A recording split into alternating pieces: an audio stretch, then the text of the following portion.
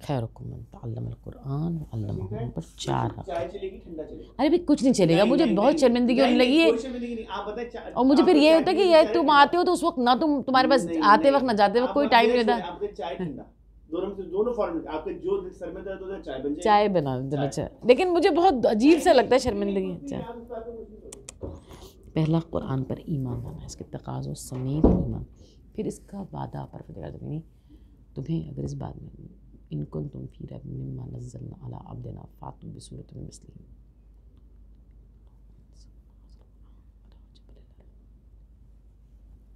لو انزلنا ھذا القرآن.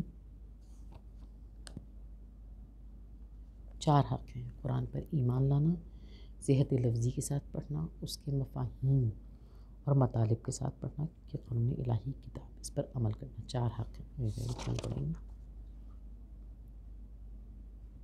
لوگوں میں سب سے افضل کون ہے؟ آج ماہ رمضان کی 27ویں شب ہے.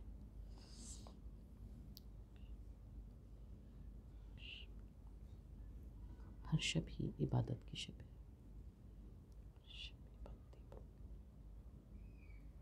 یا آخری راتیں رحمت اور مغفرت، یا آخری راتیں نجات کی راتیں ہیں. نجات خالق نے حفظ حق کی، تو یہ کرو خالق امام صلی اللہ علیہ وسلم.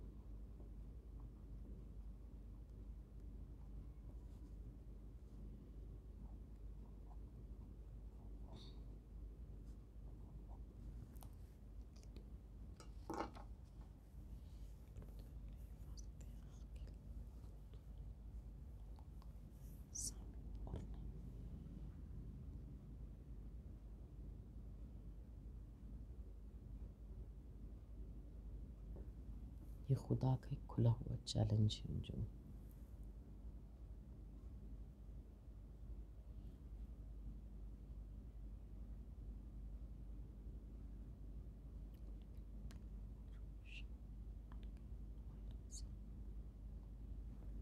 قرآن کریم اور ماہ رمضان کا کیا تعلق ہے؟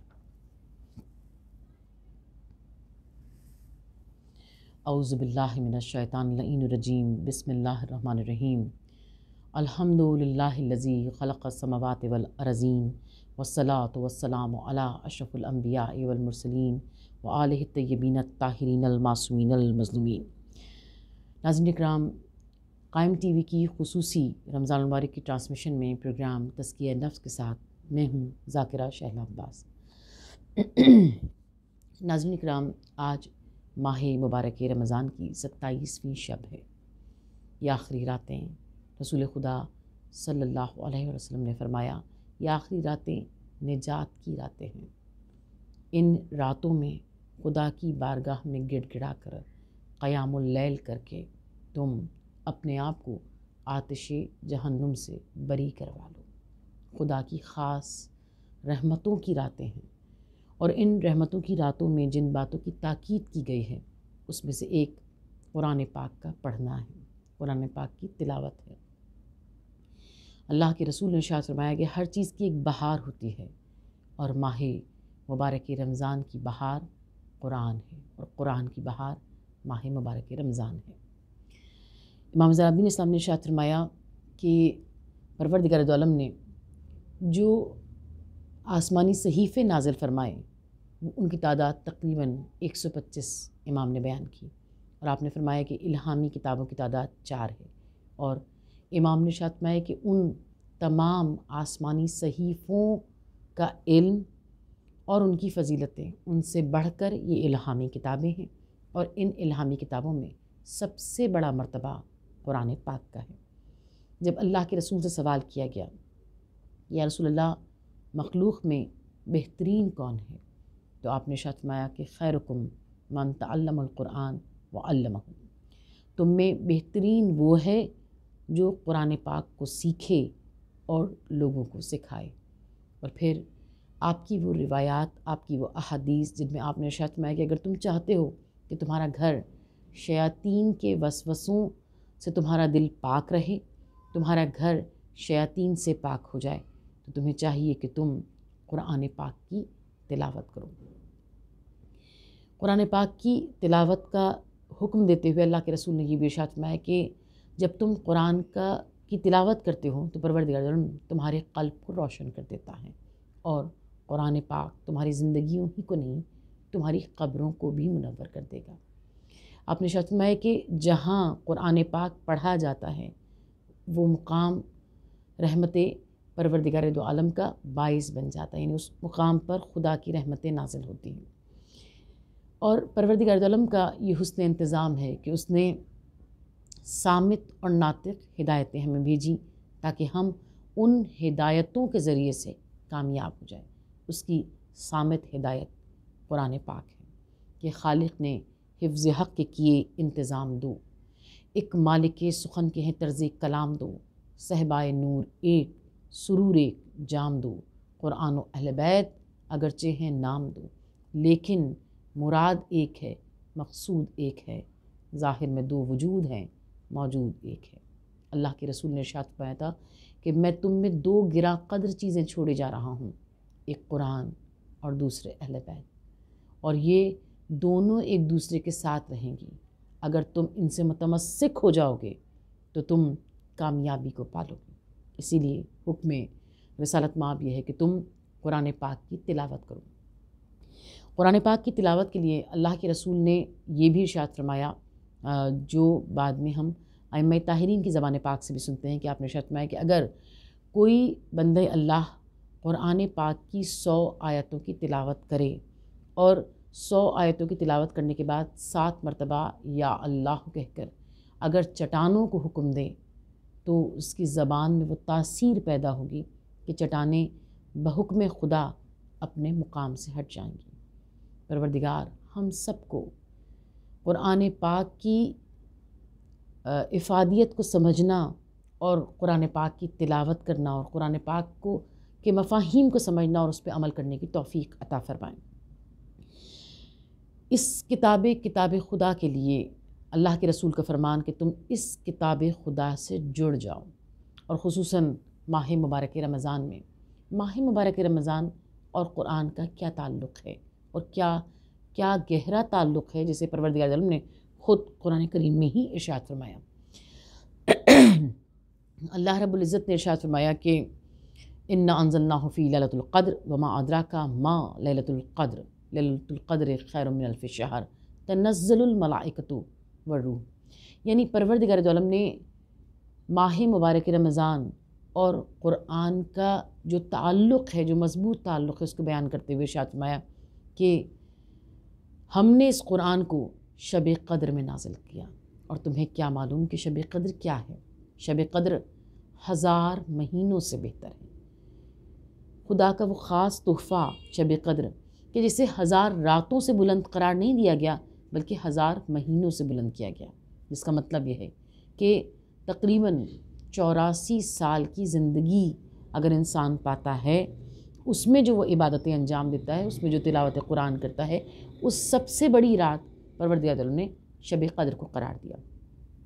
اور یہ شب قدر جو 1000 مہینوں سے بلند قرار پائی، یہ شب قدر کی یہ اہمیت کیوں ہے، یہ خود پروردگار عالم اسی سورہ میں ارشاد فرماتا ہے کہ ہم نے اس قرآن کو شب قدر میں نازل کیا، یعنی اس شب کی جو سب سے بڑی بلندی ہے، جو بڑائی ہے، جو اہمیت ہے، وہ اس وجہ سے کہ اس میں ہم نے قرآن کو نازل کیا۔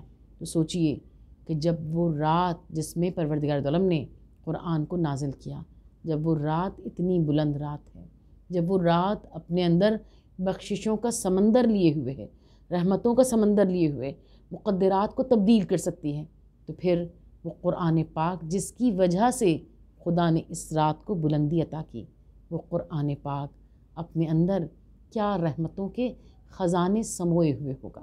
وہ جس کے لیے لوگوں نے جب رسول خدا صلی اللہ علیہ وسلم پر وحی کا نزول ہوا اور آپ نے خدا کے حکم کو، خدا کی آیات کو لوگوں کے سامنے بیان کرنا شروع کیا، اور کفار مکہ نے کہا کہ یہ محمد کا کلام ہے، یہ اللہ کا کلام نہیں ہے، یہ خالق کا کلام نہیں ہے، یہ محمد کا کلام ہے، تو پروردگار عالم نے اسی قرآن پاک میں ارشاد فرمایا کہ تمہیں اگر اس بارے میں شک ہے کہ یہ قرآن انسان کا کلام ہے، خدا کا کلام نہیں ہے، تو تم اس جیسا ایک سورہ بنا کر لے آؤ۔ اور پھر پروردگار عالم نے حکم دیا اپنے حبیب کو کہ خانہ کعبہ میں اس چھوٹے سے سورے کو، سورہ کوثر کو آویزہ کر دیا جائے، جہاں سب معلقات آویزاں تھے، جہاں وہ 7 قصیدے جو سب سے بڑے شعراء کے قصیدے تھے وہ سب وہاں موجود تھے۔ اور جب اس کو آویزہ کیا گیا اور ان تمام شعراء اور ان شعراء میں سب سے بڑے شعراء وہ 7 لوگ جو سب سے بڑے اس وقت کے شعراء تھے، جب انہوں نے آپس میں سر جوڑ کر بیٹھے تو انہوں نے اس بات سے عاجز ہوئے اور اس بات کا اقرار کیا کہ یہ کسی انسان کا کلام نہیں ہو سکتا۔ جو سب سے بڑا شاعر ہے، اس نے قرآن پاک کے اس چھوٹے سے سورے کو پڑھنے کے بعد اس نے اپنے قلم کو اٹھایا اور لکھا ما ھذا من کلام البشر، یہ انسان کا کلام ہو ہی نہیں سکتا، یہ خالق کا کلام ہے۔ اللہ اکبر! کلام الہی کی کیا بلندی ہے کہ وہ جو خدا کے وجود کا انکار کر رہے ہیں، وہ جو بتوں کے سامنے سجدہ ریز ہو رہے ہیں، جو خدا کے وجود کا انکار کر رہے ہیں، وہ بھی قرآن پاک کی عظمتوں کو دیکھ کر اس قدر عاجز ہوئے۔ یعنی معجزہ اس کو کہتے ہیں جس سے انسان عاجز آ جائے، جس کی بلندی، جس کی بڑائی، جس کی عظمتوں کو دیکھ کر انسانی عقل خیرہ ہو جائے، اس کی روشنی کو دیکھ کر انسانی عقل خیرہ ہو جائے۔ جب ان 7 بڑے شعراء کے سامنے اس کو پیش کیا گیا تو ان سب نے سروں کو جھکا لیا، اور جو سب سے بڑا شاعر ہے اس نے لکھا ما ھذا من کلام البشر، یہ انسان کا کلام ہو ہی نہیں سکتا، یہ خالق کا کلام ہے، یہ پروردگار عالم کا کھلا ہوا چیلنج۔ پھر اس کتاب کی عظمت یہ ہے کہ ہم جب کتاب الہی کو دیکھتے ہیں، یعنی جو بھی کتاب کا لکھنے والا ہوتا ہے، اس لکھے ہوئے کو سمجھنا ہر ایک کے لیے آسان نہیں ہوتا۔ یعنی اگر میں عام سادہ الفاظ میں کہوں تو کوئی کتاب چھوٹے بچوں کے لیے لکھی جاتی ہے، اس میں بڑوں کو کوئی انٹرسٹ نہیں ہوتا، لیکن اور جو بڑوں کے لیے لکھی جاتی ہے وہ چھوٹوں کے لیے آسان نہیں ہوتی، وہ اسے سمجھ نہیں سکتے جب تک وہ عقل اتنی پختہ نہ ہو جائے۔ لیکن کلام الہی کی منزلت یہ ہے کہ جو اس کا انکار کرتا ہے، جب اس کے سامنے بھی آیات کی تلاوت کی جاتی ہے۔ حضرت جعفر طیار نے جب نجاشی کے سامنے آیات پروردگار عالم کی تلاوت کی تھی، وہ جو انکار کر رہا ہے کلام الہی کا، لیکن کلام الہی کا رعب اتنا تھا کہ اس کی آنکھوں سے اشک بہنے لگے، اور اس نے کہا کہ یہ کلام اتنا زیادہ قلب پر اثر انداز ہو رہا ہے کہ یہ کلام خود بول رہا ہے، بتا رہا ہے کہ یہ خالق کا کلام ہے۔ قرآن پاک کے ہم پر 4 حق ہیں۔ یعنی عام طور پر ہم اپنے معاشرے میں جو دیکھتے ہیں، بہت ہی افسوس کے ساتھ کہنا پڑتا ہے کہ خدا نے تو قرآن کو ہمارے لیے رحمتوں کا خزانہ بنا کر بھیجا، لیکن ہم قرآن پاک سے کتنا مستفید ہو رہے ہیں، ہم قرآن پاک کی کتنی تلاوت کر رہے ہیں۔ وہ جس کتاب کو پروردگار عالم نے ہمارے لیے دستور حیات بنا کر بھیجا ہے، اس کو محض چوم کر اونچے مقام پر رکھ دینا، یہ سوچ کر کہ یہ قرآن اگر اس پر گرد آئے گی تو یہ خدا سے شکایت کرے گا، اس کو جزدان میں لپیٹ دینا، کیا قرآن کا محض حق یہ ہے؟ اللہ کے رسول نے ارشاد فرمایا کہ قرآن کے ہم پر 4 حق ہیں۔ پہلا حق یہ ہے کہ قرآن پر ایمان لایا جائے، مکمل طور پر ایمان لانا قرآن کا پہلا حق ہے۔ اور اس پہلے حق کے لیے علماء بیان کرتے ہیں کہ ایک شخص تھا جو قرآن پاک کو پڑھ نہیں سکتا تھا، لیکن قرآن پاک سے بے حد محبت کرتا تھا۔ جب وہ مر گیا اور اس کو مرنے کے بعد ایک عالم دین نے خواب میں دیکھا تو اسے بہت بڑے بلند مقام پر دیکھا۔ تو عالم دین کا یہ کہنا کہ میں نے سوال کیا، میں نے پوچھنا چاہا، لیکن خواب ختم ہوا۔ پھر میں نے اس کے گھر گیا اور میں نے جا کر اس کی زوجہ سے سوال کیا کہ آخر وہ کون سا ایسا عمل انجام دیتا تھا۔ زوجہ نے بہت سوچ بچار کر جواب دیا کہ کیونکہ وہ تو قرآن پڑھا ہوا نہیں تھا، لہٰذا وہ فقط یعنی جب مزدوری کر کے آتا تھا تو شام کو لباس تبدیل کر کے نہا کر وہ کلام الہی کو، کتاب خدا کو لے کر بیٹھ جایا کرتا تھا، اور اس کے الفاظ پر اپنی انگلی کو پھرا کر کہتا تھا بے شک خدا کا کلام سچ ہے۔ اور جب عالم دین نے اس بات کو سنا تو ان کی آنکھوں سے اشک بہنے لگے کہ بے شک اس نے یعنی وہ نہیں پڑھ نہیں سکتا تھا، وہ تلاوت نہیں کر سکتا تھا، لیکن خدا کے کلام سے اس کو کتنی محبت تھی اور وہ کلام الہی کو کتنا حق مانتا تھا کہ اس حق کے ماننے کو پر پروردگار عالم نے اس کو بہترین انعامات سے نوازا۔ قرآن کا پہلا حق یہ ہے کہ قرآن پر ایمان لایا جائے۔ قرآن کا دوسرا حق یہ ہے کہ اس کو صحت لفظی کے ساتھ تلاوت کی جائے۔ خدا ہم سب کو اس بات کی توفیق عطا فرمائے۔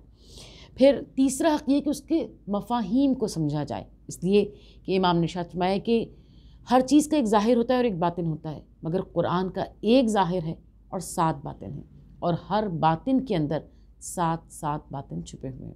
پروردگار عالم نے اپنی آیات کو سمجھانے کے لیے خدا نے ہمیں محتاج بنایا محمد اور آل محمد کا۔ پھر چوتھا حق یہ ہے کہ اس قرآن پر عمل کیا جائے، جس کے لیے مولا امیر المومنین اسلام نے ارشاد فرمایا کہ قرآن کا سارا علم خدا نے سورہ الحمد میں رکھ دیا۔ سورہ الحمد کا سارا علم پروردگار دو عالم نے بسم اللہ الرحمن الرحیم میں رکھا، اور بسم اللہ کا سارا علم بائے بسم اللہ میں ہے۔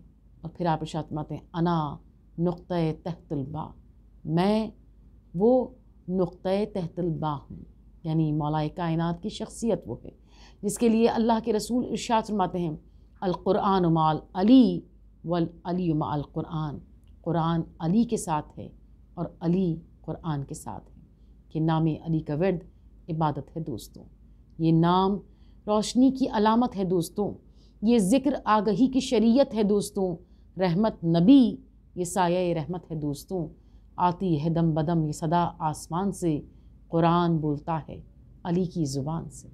مولا کائنات ارشاد فرماتے ہیں کہ جب میں چاہتا ہوں کہ میں خدا سے کلام کروں تو میں نماز پڑھتا ہوں، اور جب میں چاہتا ہوں کہ میرا خالق و مالک میرا رب مجھ سے گفتگو کرے تو میں قرآن پاک کو پڑھتا ہوں۔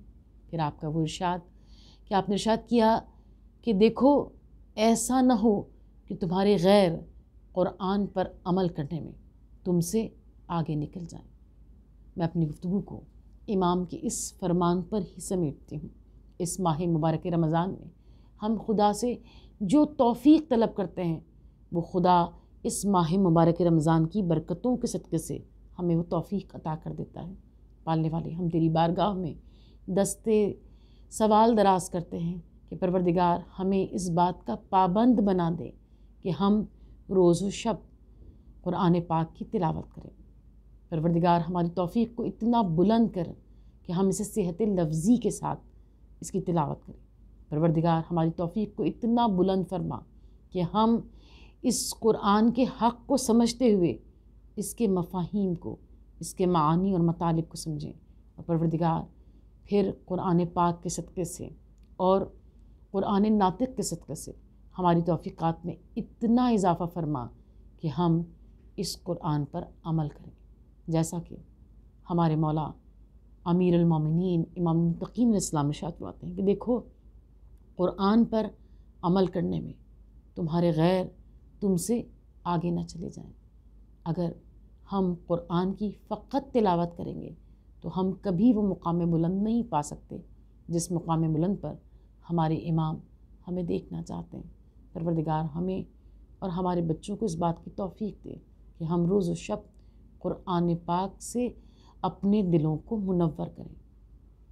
پروردگار اور پھر ہم دعا کرتے ہیں سب سے بڑی دعا کہ وہ قرآن ناطق جو ابھی حجابات میں ہیں، پالنے والے ہمارے وقت کے امام آقا امام زمانہ علیہ السلام کے ظہور میں تعجیل فرما، اور ہمارا شمار ان کے منتظرین اور ان کے ناصرین میں فرما۔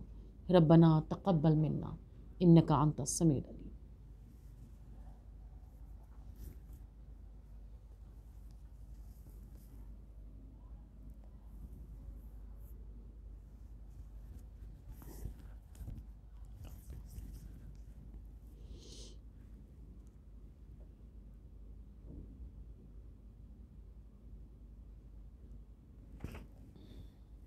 یا اللہ